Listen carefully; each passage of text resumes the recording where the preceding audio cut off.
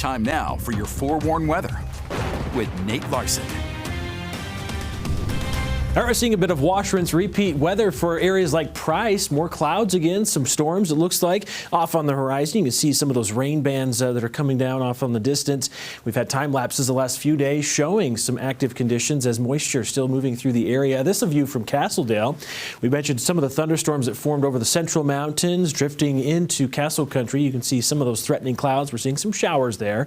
Hasn't been fairly widespread. It's mainly isolated in nature as a weak system is continuing to push moisture through areas of central Utah. Notice the increase, though, across the West Desert. We do have a chance of seeing some wet weather potential increase ahead of this cold front that's marching towards us. This is arriving tonight into early Monday, so we can't rule out a shower or storm across the Wasatch Front. We had a sneakers thunderstorm last night creep in, very isolated, but gusty winds certainly going to be part of that. So incoming cold front tonight. Temperatures, of course, cooling even more so. We're cooler today than yesterday.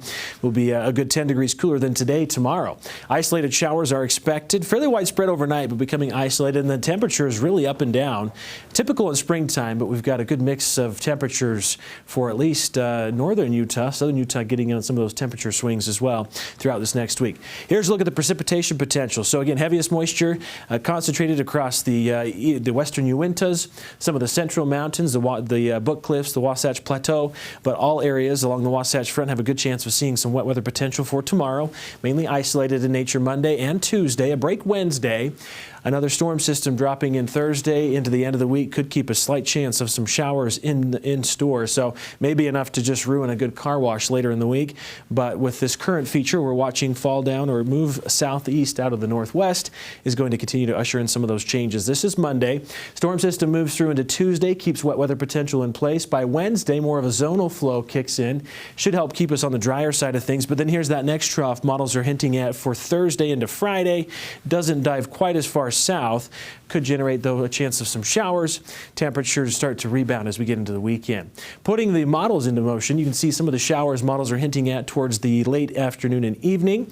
We'll continue to see a chance of moisture, especially in the northern half of the state as the front slides through. This is 11 o'clock on Monday.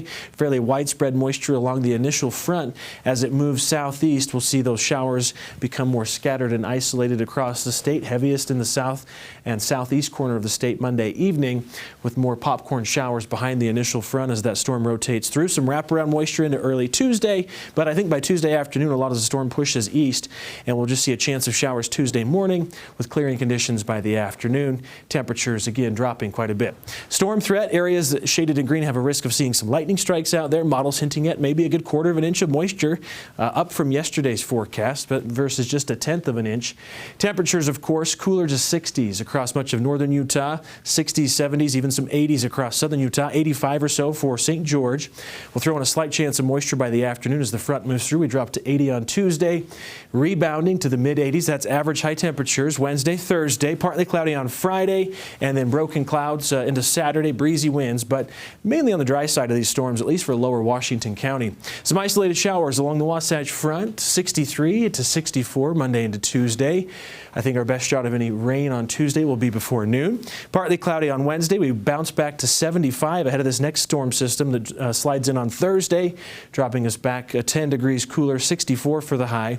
Slowly rebounding Friday, Saturday. We could drop again Sunday with another system clipping us. We'll keep that slight chance of showers in Saturday, Sunday with breezy winds.